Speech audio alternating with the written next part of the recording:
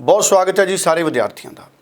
IRCC मौजूदा साल ਦੇ ਵਿੱਚ 2025 ਦੇ ਵਿੱਚ ਕਿਹੜੀਆਂ ਗੱਲਾਂ ਦਾ ਧਿਆਨ ਰੱਖ ਕੇ ਵੀਜ਼ਾ ਦੇ ਰਹੀ ਹੈ, ਅੱਜ ਦਾ ਸਾਡਾ ਇਹ ਟੌਪਿਕ ਹੈ। ਇਹ ਟੌਪਿਕ ਬਹੁਤ ਜ਼ਿਆਦਾ ਮਹੱਤਵਪੂਰਨ ਇਸ ਕਰਕੇ ਹੈ ਕਿਉਂਕਿ ਰਿਫਿਊਜ਼ਲ ਬਹੁਤ ਜ਼ਿਆਦਾ ਆਏ ਨੇ ਜਨਵਰੀ ਇਨਟੇਕ ਦੇ, ਮਈ ਇਨਟੇਕ ਦੇ। ਰੀਅਪਲਾਈ ਕਰਨ ਵੇਲੇ ਵੀ ਵਿਦਿਆਰਥੀ ਬਹੁਤ ਜ਼ਿਆਦਾ ਚਿੰਤਤ ਔਰ ਦੁਚਿੱਤੀ 'ਚ ਹੈ ਕਿ ਮੈਂ ਕਰਾਂ ਜਾਂ ਨਾ ਕਰਾਂ। ਇਸੇ ਕਰਕੇ ਅਸੀਂ ਇਹ ਟੌਪਿਕ ਚੁਣਿਆ ਔਰ ਸਾਡੇ ਨਾਲ ब्रॉडवे इमिग्रेशन सर्विसेज तो अमरजीत सिंह कंवर मौजूद ने। कंवर साहब बहुत स्वागत है। मैं चाहूँगा कि इस टॉपिक नूं तुसीं अज एक्सप्लेन करो।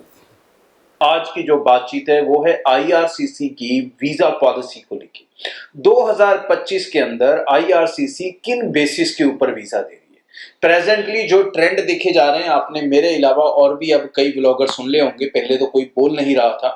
सबसे पहले मैंने ही अपने चैनल से शुरू किया था बोलना कि कनाडा में इस समय जो रिफ्यूजल रेट है वो सबसे ज्यादा हाई चल रहा है। बहुत सारे लोगों ने इस चीज को छुपाया, बट अंत में सबको बोलना पड़ा कि हाँ, कनाडा में बहुत ज्यादा रिफ्यूजल आ रहा है। इस समय अगर हम सक्सेस रेट की बात करें तो हार्डली 40 to 50% के आसपास ही IRCC सक्सेस रेट दे रही है।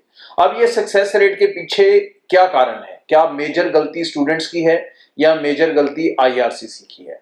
IRCC किन प्रोफाइल्स के ऊपर वीजा देना चाहती है, कैसे प्रोफाइल्स के ऊपर वीजा देना चाहती है या दे रही है, उसके ऊपर बातचीत करेंगे। और प्लस कहां IRCC भी बच्चों को गलत कर रही है, उसके ऊपर भी बातचीत करेंगे। तो सबसे पहली चीज, IRCC की तरफ से जो वीजा देने का प्रोसेस है वो आप सब जानते हैं कि पूरी कैटेगरी को जर्नल कर दिया गया है, कुछ भी SPP नहीं है, बट जर्नल के अंदर वो 99 SDS प्रोग्राम को ही फॉलो कर रहे हैं।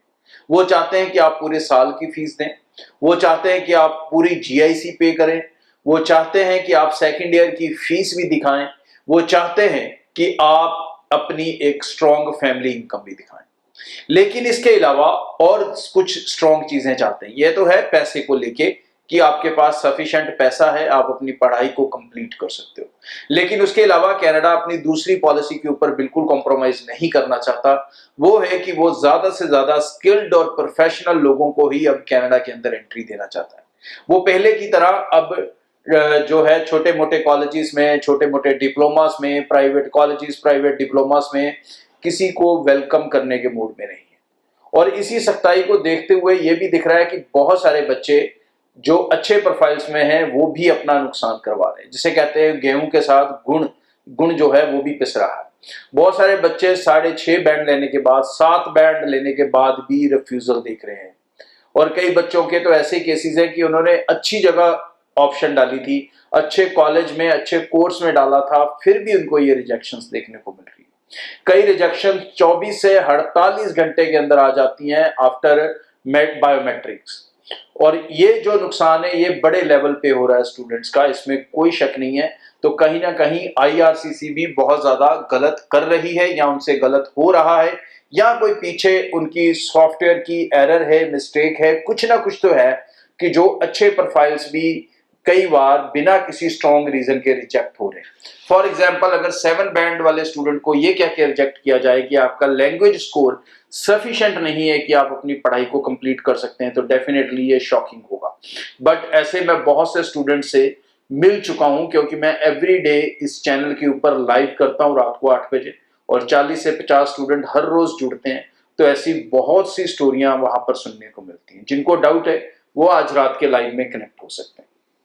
तो जो बच्चे अब वीजास लेना चाहते हैं भाई, वो जो मैंने स्टार्टिंग में पॉइंट बताए, पैसे को लेके पूरे साल की फीस देना, GIC देना, अपनी स्ट्रॉन्ग फैमिली इनकम दिखाना, और प्लस इतना पैसा जरूर दिखाएं कि आपकी सेकेंड ईयर की फीस कवर होती हो उस पैसे से। ये 4 पॉइंट तो सबसे ज्यादा जरूरी हो चुके हैं। लेकिन उसके बाद जो सबसे ज्यादा इंटरेस्टिंग डेटा मुझे देखने को मिल रहा है वो ये देखने को मिल रहा है कि ज्यादा जो प्रेफरेंस है वो यूनिवर्सिटी स्टूडेंट्स को दी जा रही है, बैचलर स्टूडेंट्स को दी जा रही है। डिप्लोमास के अंदर रिफ्यूजल रेट बहुत ज्यादा हाई चल रहा है, बहुत ज्यादा हाई। कॉमर्स आर्ट्स वाले स्टूडेंट तो ऑलमोस्ट 100% रिफ्यूज हो रहे हैं डिप्लोमास के अंदर। और जो बच्चे मेडिकल, नॉन मेडिकल वाले हैं वो भी डिपेंड करता है कि वो कैसे कोर्सेज ले रहे हैं। और कहीं ना कहीं डिप्लोमा के अंदर उनका भी जो रिफ्यूजल रेट है वो 70% के आसपास है, ना चाहते हुए भी। लेकिन बैचलर्स डिग्रीज को अगर देखें तो वहां पर जो सक्सेस रेट है वो काफी ज्यादा हाई देखने को मिलता है। 70 to 80% सक्सेसफुली एप्लीकेशंस एक्सेप्ट हो रही हैं। अगर कोई रिजेक्ट भी हो रहा है तो वो दूसरी बार फाइल लगा के एक्सेप्ट हो रहा है। बट इसके बीच में अब आपको जो ध्यान रखना है भाई, एक तो कॉलेजेस को बिल्कुल निकाल दो, थोड़ी देर के लिए ही सही, लेकिन आपको एक बार तो उनसे हटना होगा, क्योंकि अब नई गवर्नमेंट आएगी। 18 अप्रैल के बाद इलेक्शंस हो जाएंगे, डिक्लेयर हो जाएगा, वो अपना चार्ज संभालेगी, अपनी नई मिनिस्ट्री उस पर काम करने को लगाएगी। उसके बाद उनकी क्या पॉलिसीज रहती हैं वो शायद आने वाले दिनों में चीजों को इम्पैक्ट करें और उनको कोई और शेप दें, या किसी और सिस्टम में हमें कनाडा दिखने लगे जहां पर वो स्टेबल रहे। क्योंकि आने वाली जो गवर्नमेंट है अब वो 4-5 साल रहेगी, तो डेफिनेटली वो ऐसा सिस्टम बनाएगी कि जो उनको रोज रोज चेंजेस ना करनी पड़े। तो आने वाला जो समय है कनाडा का, वो कहीं ना कहीं स्टेबिलिटी जरूर लेके आएगा। बट एक चीज श्योर है कि जो पहले कनाडा था वो कनाडा अब नहीं होगा, ये गारंटी है, ये मैं आपको साफ बता रहा हूं। चाहे लिबरल की गवर्नमेंट्स आ जाए, चाहे कंजर्वेटिव की आ जाए, लेकिन वो पुराने वाला कनाडा वापस नहीं आएगा कि किसी भी कॉलेज में, किसी भी डिप्लोमे में आप वीजा ले लो और कनाडा के अंदर चले जाओ। वो सिस्टम नहीं चलने वाला है। तो कहीं ना कहीं आपको स्ट्रिक्ट होना पड़ेगा, अपने प्रोफाइल्स के साथ बिल्कुल कॉम्प्रोमाइज ना करें।